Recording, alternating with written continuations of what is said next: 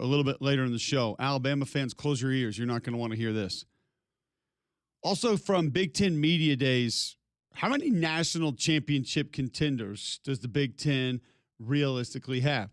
We will discuss that a little bit later in the show. After we visit with Michael Bratton of That SEC Podcast next, I think maybe we discuss have another conversation of, are you tough?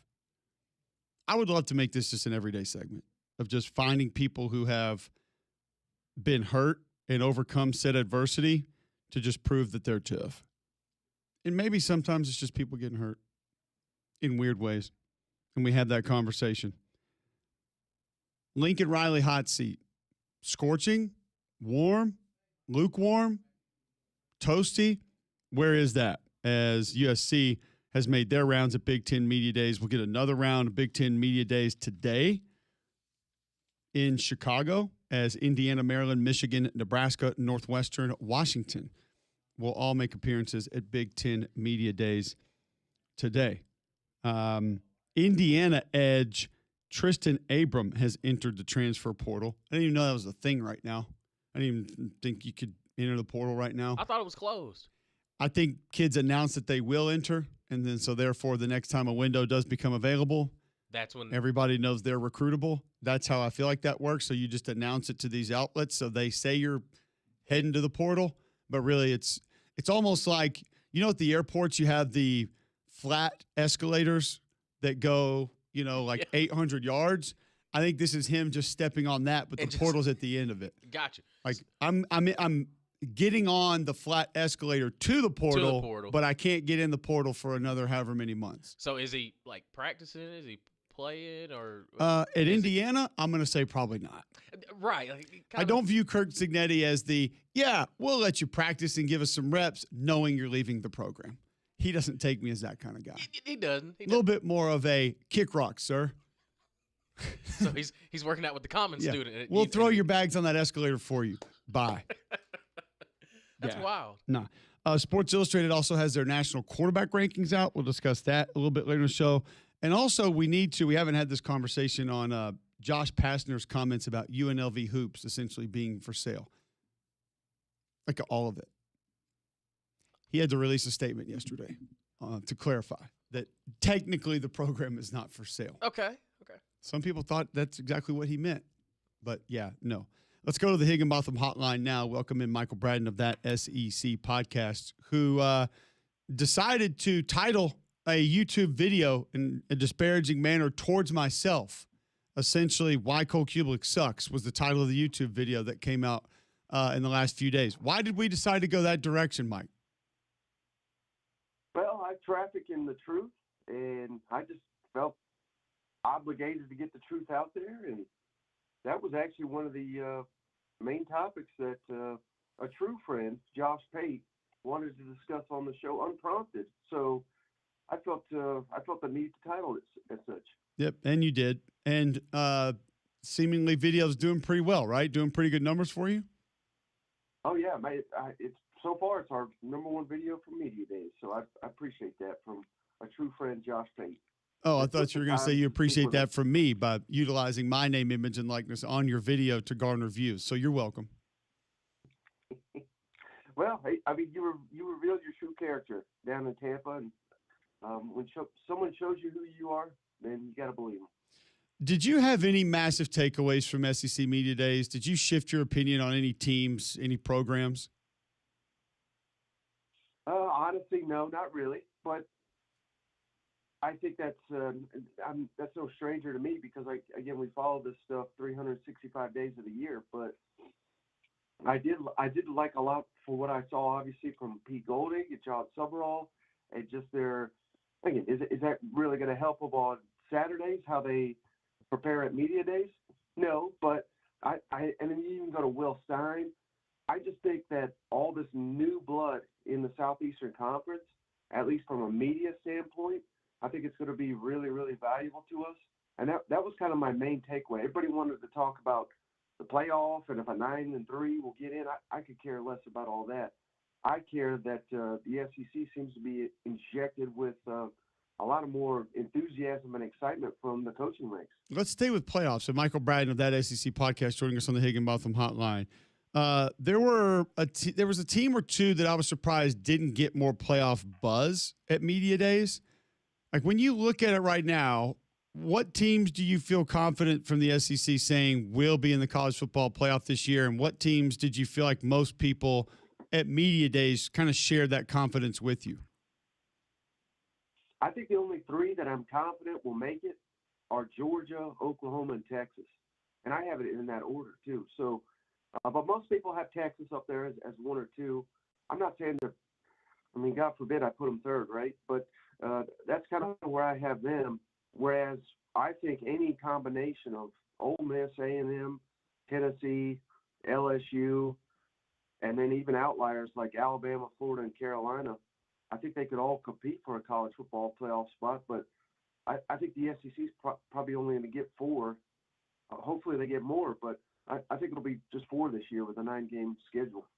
One of the teams that I was surprised at, and I don't like saying disrespected because I don't think people are doing it intentionally. I just think if you like other teams, it's okay. It's fine.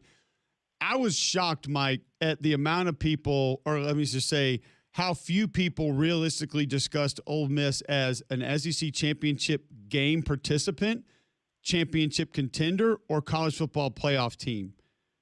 Did that surprise you at media days as well? And where are you on Ole Miss heading into the season? Yeah, and believe it or not, Cole, I had a couple people I spoke with that they're picking Ole Miss to win the national championship. So, I mean, people are kind of all over the spectrum with them. And speaking with people that cover that team, they said, you know, they're telling me that the thing you really got to watch out for, everybody gets enamored with Trinidad and Keewan, as they should. Those are phenomenal players, and Ole Miss just announced Heisman campaigns for each of them. But people that cover the team are saying that the defense is going to be incredible. I've heard you talk about the defensive line, but I think they're pretty fired up about all the linebackers they've added via the transfer portal as well. So it wasn't that long ago, just 2 years ago, Ole Miss had arguably the best defense in the Southeastern Conference. If they have anything close to that, I mean, maybe Ole Miss can win the SEC and compete for a national championship. Did you feel like I did at media days that this was probably the least amount of Alabama chatter we have had at an SEC media days, at least that I have attended? And it ramped up on Alabama Day, of course, but before and after they were in attendance, it just felt like very little buzz, both positive and negative. It's almost like people didn't know what to say about Alabama. Where were you on the Bama conversation in Tampa? Yeah, hey, to go back to what you were saying of anything I picked up, now you've kind of jogged my memory. I did talk to some people where, I don't know, man. I know people take me as like a hot take, say crazy stuff guy, but the people I spoke with are basically said DeVore's just dead man walking. And in the same breath, they say the guy's a really good coach. I don't think Eddie would deny it. His record is undeniable, but I don't think he's got any support with former players. I think he's lost a lot of support with the people that really matter down there. I just don't think that guy's going to make it. And I have them as like an 8-4 type team.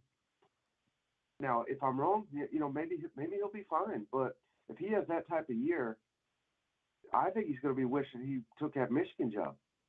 It's going to be interesting to see kind of where I think that there are more Alabama fans that actually do believe in DeBoer. I just think the louder majority of fans are the ones that are echoing some of the things that you said. You mentioned some of those new head coaches in the SEC. They were impressive. I was glad to see some of them get in front of people so they can get to know them because I think they all have a chance to be successful, but their personalities are going to be infectious. I think that's why they are where they are.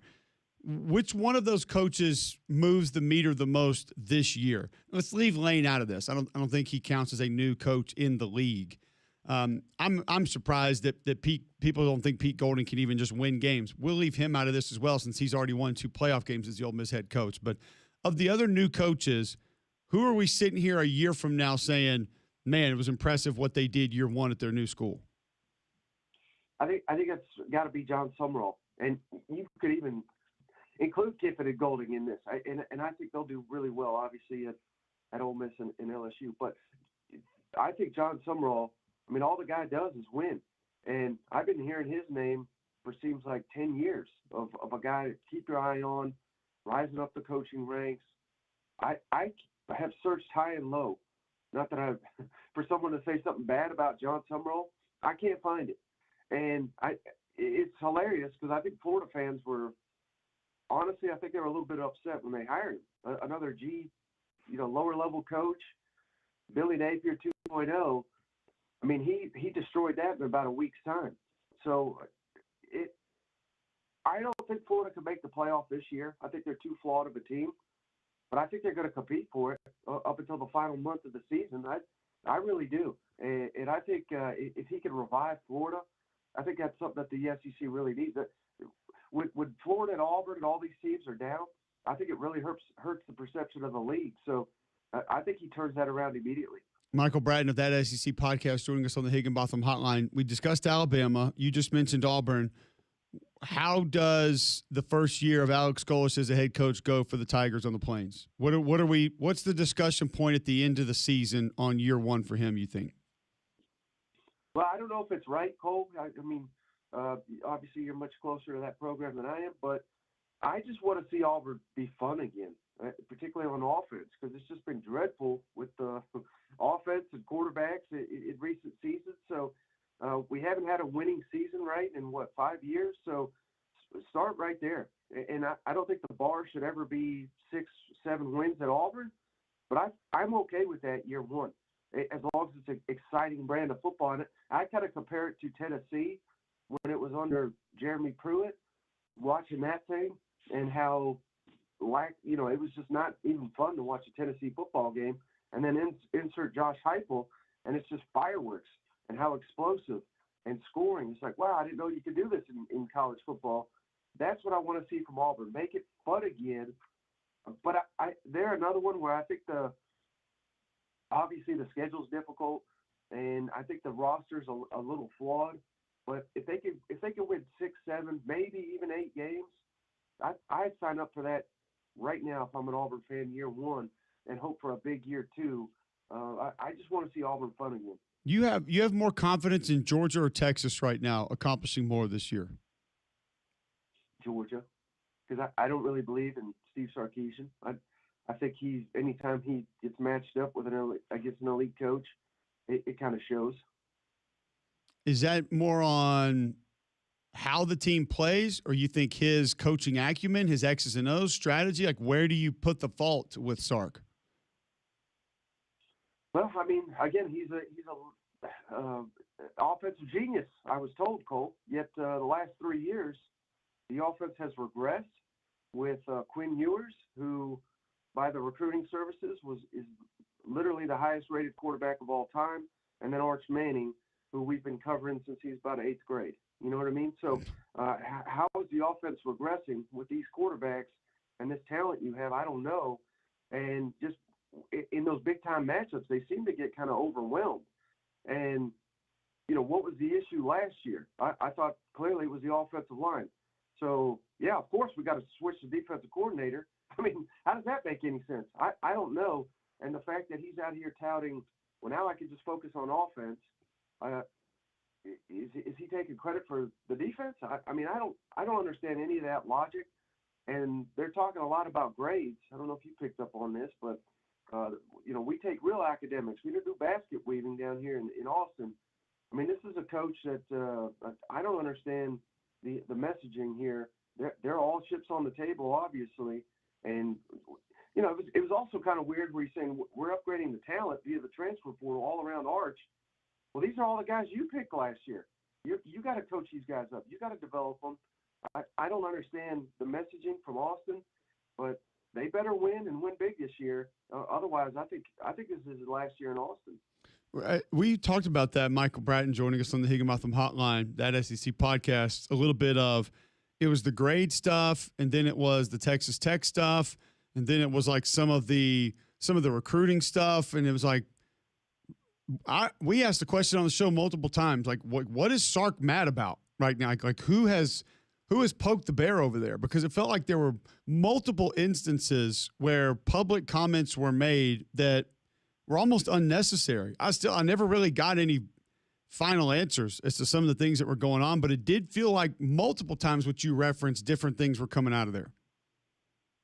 Yeah, and again, I mean, I hadn't forgotten, Cole. I bet you haven't either. Last year, you know, when they were struggling so much at the beginning of the year, he makes a weird comment. You know, what if we put a camera and watch you go to the bathroom? You know, he said this to the media. I mean, this is word for word. That's what he said. Like, I don't know. I think the guy's kind of cracking under the pressure. Now, again, they turned it around. Can they recapture that? If they play like they did at the tail end of last season, they're going to be just fine. But I don't know, Cole. It seems like the man is kind of not able to handle the pressure, in my opinion. Mike, who has a better year, Tennessee or Vanderbilt this year? Come on, man. Tennessee's going to the college football playoff, and Vanderbilt's going back to the gutter. We all know that. Okay. I don't view it that way. Actually, neither. I don't think Tennessee's in the playoff, and I don't think Vandy goes to the gutter. But are you with me in that the middle of the SEC is going to be fascinating this year? Just looking at Missouri, Florida, Auburn, Tennessee, Vanderbilt.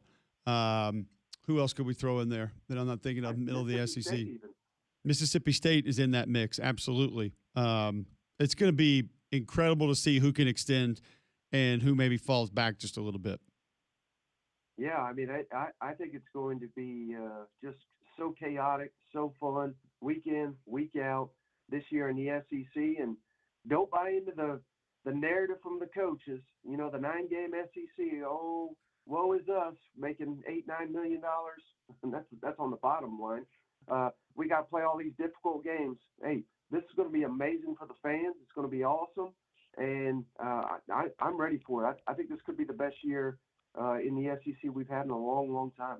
Yeah, Auburn's in that mix. Kentucky would be in that mix. South Carolina would be in that mix. It's going to be fascinating to see, Mike. Appreciate the time. Again, I apologize for not being able to I did offer to come on your show. You guys turned me down and then asked me, I think at 5 o'clock on Thursday, if I could join your show. So sorry I couldn't fit that in at that point. But that was also the same day you told us, hey, I can't come on today. And I said, no problem.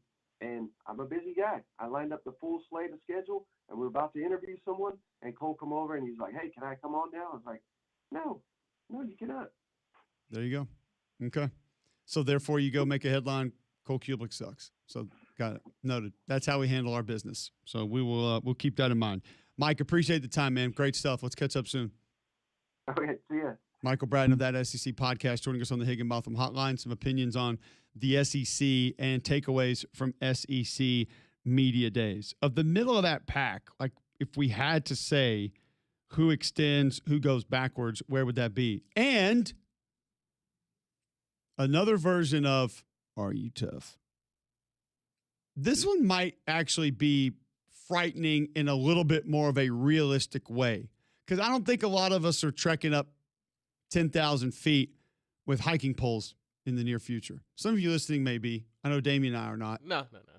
But this one might be a little bit more, okay, could find myself in that situation. How would it go? We'll discuss it right after this on Jocks.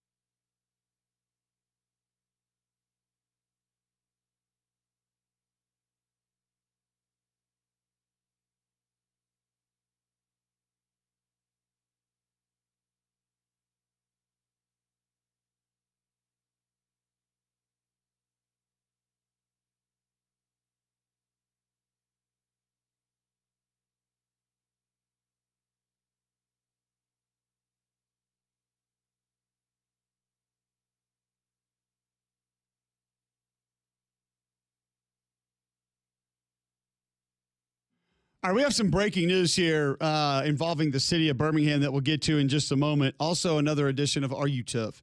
And the phone lines are open. Higginbotham Hotline, 205-834-9450. You can call in or text in there, tweet in at Mac and Cube. Want to get to Billy in Nashville, who is listening, wants to talk some college football. Welcome into the show, Billy. Hey, Cole. Appreciate you for taking the call. Listening to Mike's interview there, talking about, I thought you had a good question. Who has a better season, Vanderbilt or Tennessee?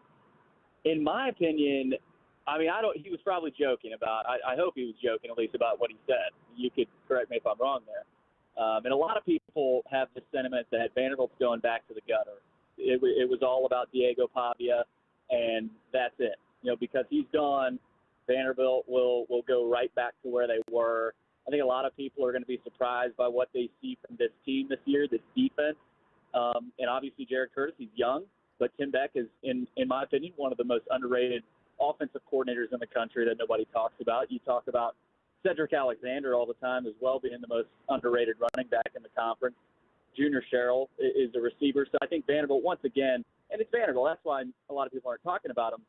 But on the Tennessee side of things, am I missing something with Tennessee right now? And I've heard a lot of people hype up this Tennessee team heading into this season, and a lot of the reasoning is because of Josh Heupel. Well, this is Josh Heupel's scheme and his offense and this defense. And I get their defense will likely be a lot better when they're Jim Knowles. But in my opinion, Cole, this Heupel offense, really the last couple of years, and ever since Nico left, I thought, obviously last year with Aguilar, they found ways to be somewhat, competent. But I just don't understand the sort of blind faith in Tennessee this year when most likely it's going to be Faison Brandon, a guy that hasn't played a single snap in the SEC. I get that's the case for Vanderbilt as well. But Vanderbilt was a team that went 10-3 on the cusp of the playoff last year.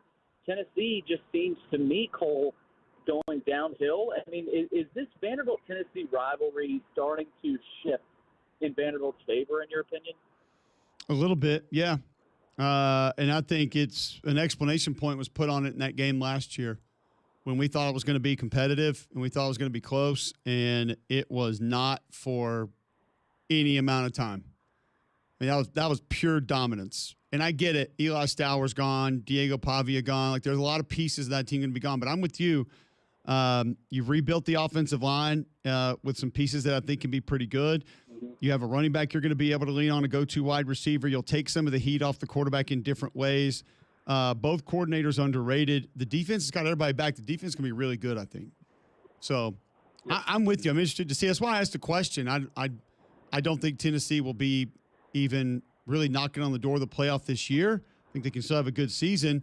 And I don't think Vanderbilt goes backwards a ton. Listen, you still got to have good quarterback play. Right. And whether it's an inexperienced quarterback or a freshman quarterback, it's not going to be what it was last year, but still there are ways that they can maneuver around that and work around that. So we'll see. But I appreciate the call, Robert. Appreciate you listening up in Nashville. Robert in Greenville wants to talk college football. Welcome into the show, Robert. Good morning, Cole. First of all, I appreciate the coverage that y'all had for SEC Media Days last week. I thought y'all did a great job. But what I wanted to talk about is I disagree with what Michael Bratton said. First of all, I think Alabama's program, while I know there's some concerns about the offensive line and the quarterback situation, I think they're in a lot better shape than what he's making out to be. I disagree. He said that Alabama is an afterthought because when you got the best secondary in the country coming back and you've got one of the best young group of wide receivers and you went out transfer portal and addressed the offensive and defensive lines, I don't know what else the board could have done. Maybe he could have gotten Hollywood Smothers, but look, for him to say that the former players and fans do not have support of the board, I think it's a little bit going out of bounds. I think it's ridiculous. And the other thing is, there's no way that Tennessee's a college football playoff team. They've got too many holes on their defense to fix. It takes a year to learn that system. under Jim Knowles. And I know he did a great job with Ohio State, but took them a year to learn. Okay, and then the quarterback situation. Yeah, I know Alabama's got an experienced quarterback, but at least Austin Mack, Keon Russell has taken some snaps. And I just think that for him to say that Tennessee's a college football playoff team is out of bounds as well. Has he seen how tough Tennessee's schedule is? I mean, you lose a key linebacker. I think that was totally wrong by the NCAA, but still, he's not going to be there for the Georgia Tech game. And then they got Texas, they got Alabama, they got Auburn, who's going to beat them. They got Texas A&M on the road. They got LSU. I mean, there's no way Tennessee's going to make college football playoff. And I think Josh Heupel may be on the hot seat by the end of the year. I mean, has he been watching? I don't know what it is. I mean, has he paid attention to what's going on in Tuscaloosa besides listening to the Feinbaum people griping and complaining all the time about what's going on with Alabama's program? I mean, it just seemed like I just don't agree that Vanderbilt's going in the gutter either. I mean, Vanderbilt, to me, is a 7-win ball club. I think Vanderbilt will beat Tennessee the last Saturday of the season, of the regular season. It just, I mean, and they're going to beat North Carolina State. They're going to give Georgia a scare if you look at where they are at on the schedule after Oklahoma and before Alabama. So I'm sorry. I don't agree with anything he said about Alabama and Tennessee. I'm guessing he's been what? I don't know. I just don't agree with Mr. Bratton. We appreciate the call. Appreciate the time. Let's go to Coach Hughes in Santa Rosa, tuned into the show. What's up, appreciate man? it. Doing well. How are you? Dude, love the show. Hey, these people's taking the bait from old Michael, man. He's such a heel. They're eating it up. Anyways, this is my thing about Alabama wearing a patch. They can look like NASCAR out there for all I care. I just want them to win. That's where I'm at with it. I think that's where a lot of people are. If this means grabbing more talent, being more successful in different ways, then go for it. People are all in. I don't care what color you wear, whatever. I don't care. Just win. That's where I'm at with it. Where do you see the season this year for Alabama? I don't know. You know, I'm such a homer about it at times. I'm always like, man, they're going to be good. They're going to win, even back when all the mics was there and stuff. But I don't know. I'm interested to see the quarterback.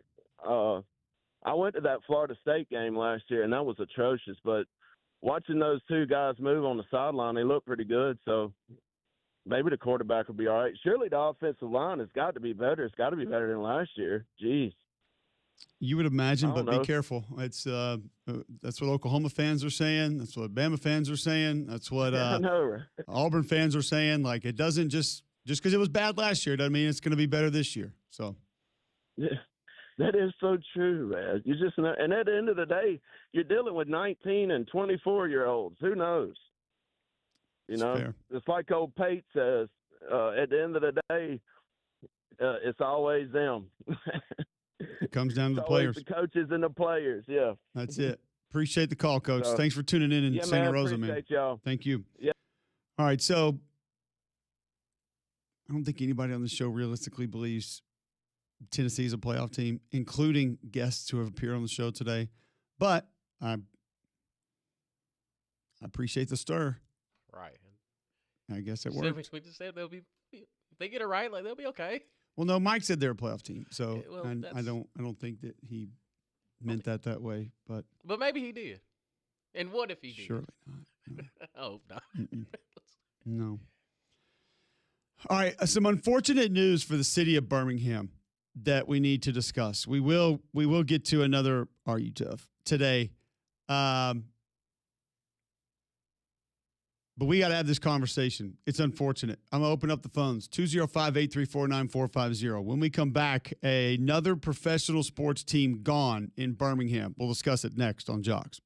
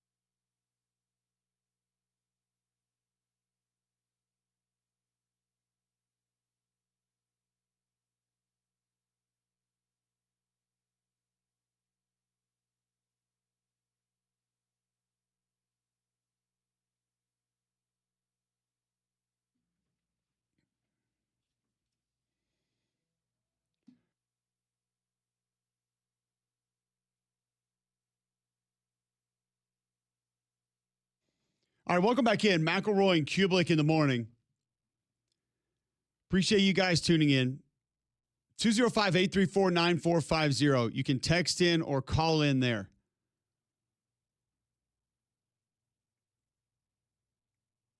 You can also tweet in at Mac and Cube. You want to be a part of the show. AL.com is reporting that there will be an announcement today that the Birmingham Stallions are no more.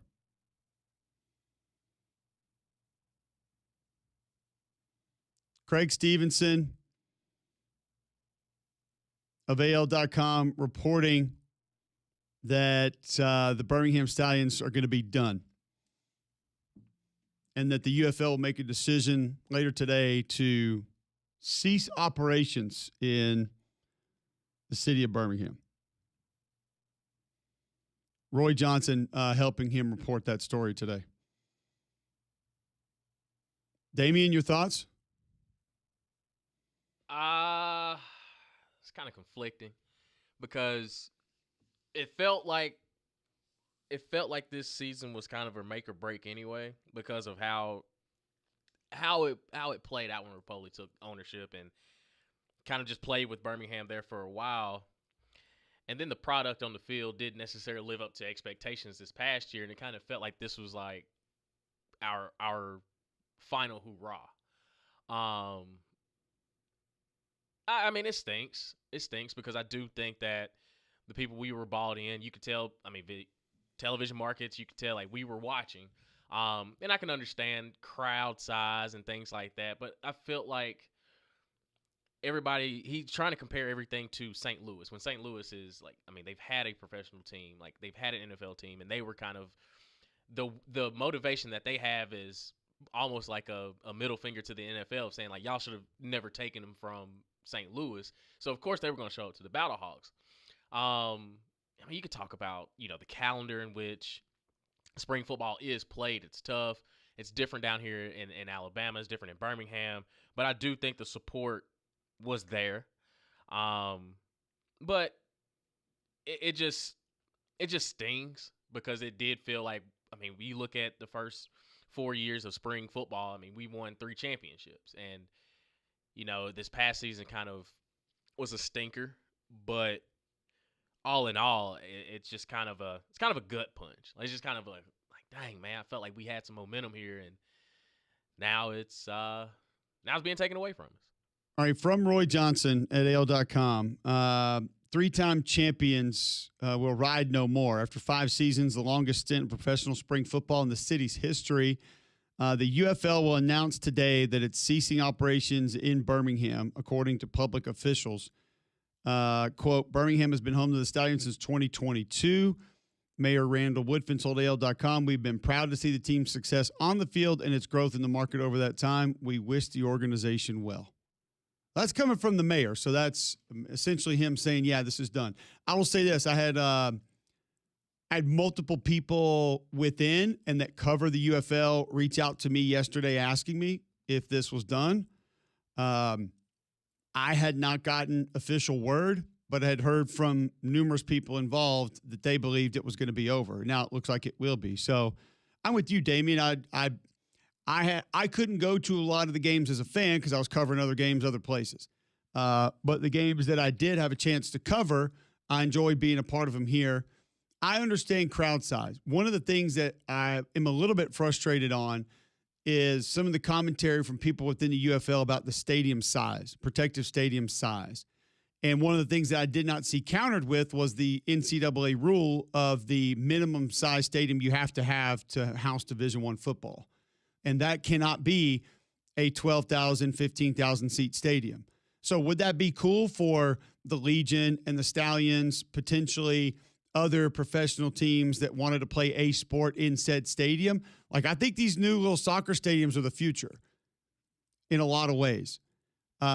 These behemoth stadiums are going away. It's premium seating.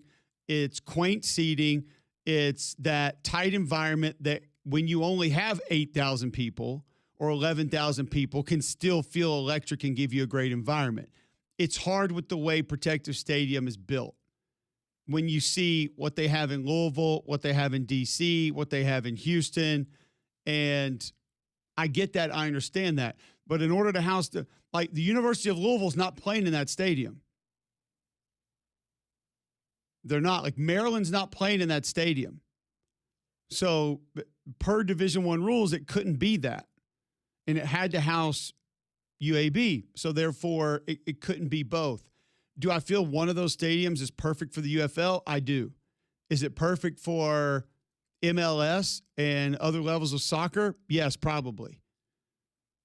And from a concert venue perspective, it can still get probably a good crowd, not the crowds that you want for the kind of acts you're trying to bring in. But you also have an amphitheater now a mile away.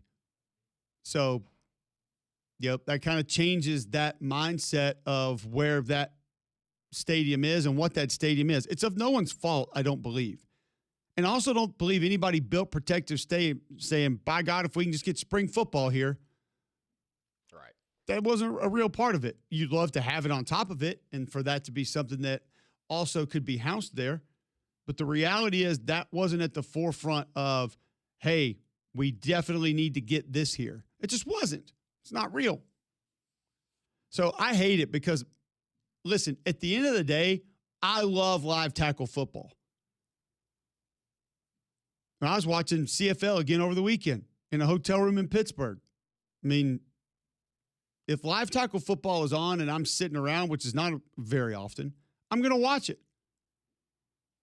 I mean, I have friends in town that'll tell you I've been to different get-togethers at their homes and put a UFL game on or put a CFL game on. Like, we didn't even know this was going. I'm like, yeah, it's tackle football. Like, let's watch. To me, it's more enjoyable than a lot of other things that we're going to be watching right now and trying to consume. But it felt like with the success of the team early and the support early that it was going to be able to be sustainable. And this is where I think Birmingham had the biggest disadvantage. Is in the USFL, it was all housed here. So you had not only players from Birmingham, but from other teams that were at your radio stations, at your TV stations, at your schools, at social get-togethers. The marketing was automatic because it was right here. And, of course, being in Birmingham, the team that was going to be marketed the most was going to be the Stallions. So you had inherent advantages there. When that was removed, it hurt, mainly because it was different. It was automatically different. And it wasn't marketed as much, and it wasn't marketed the same way. Again, to no one's fault, because the players weren't here anymore. And when they were here, they did a good job of getting out there and getting in front of people. And Skip Holtz tried. I mean, we've got the local news monitors on in the station every day. I saw him doing the Zoom calls. I saw him trying to market, but it's not the same when they're not in person. It just isn't. And then I do think the league pulled back on a little bit of its marketing, and it hurt. Like, you need to be marketing more, not less. And like the Memphis crowds were atrocious. Nothing you can say about that. I don't think the Birmingham crowds were atrocious by any stretch of the imagination. I didn't think the San Antonio crowds were atrocious by any stretch of the imagination. And the confusing part to me is, instead of trying to reinvigorate a crowd who has been there before, it's this automatic, we're going to put it somewhere else. Right. And you're not going to get St. Louis in a lot of other places. You're just not. Those fans have a chip on their shoulder, and they do an amazing job showing up, and it's an amazing environment that they have. And still, even though it's old, a pretty cool indoor stadium that gives you a comfortable place to go watch, whether it's hot, whether it's raining, whether it's cold, whatever. It's just different.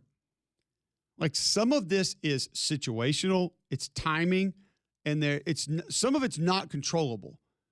Like the St. Louis situation, I don't think it's controllable because it's more circumstance. Like, you have an indoor stadium with the crowd that's pissed off, that's trying to prove a point, and they take advantage of it. Like, do I think that the original XFL said, watch us do this in St. Louis? If that was the case, you would have figured out more markets that had something close to that you could have taken advantage of, and you didn't. But I do think the success that Birmingham had and the love for football that's here had a chance to be reinvigorated or reignited in certain ways. And I'm not sure all the effort was put into that to be able to pull that off. 205-834-9450 if you want to get in. 205-834-9450. You can text in. You can call in your thoughts on the Stallions being no more here in Birmingham. You can tweet into the show as well, at Mac and Cube, like I see some of you doing. We'll get to those next right here on Jocks.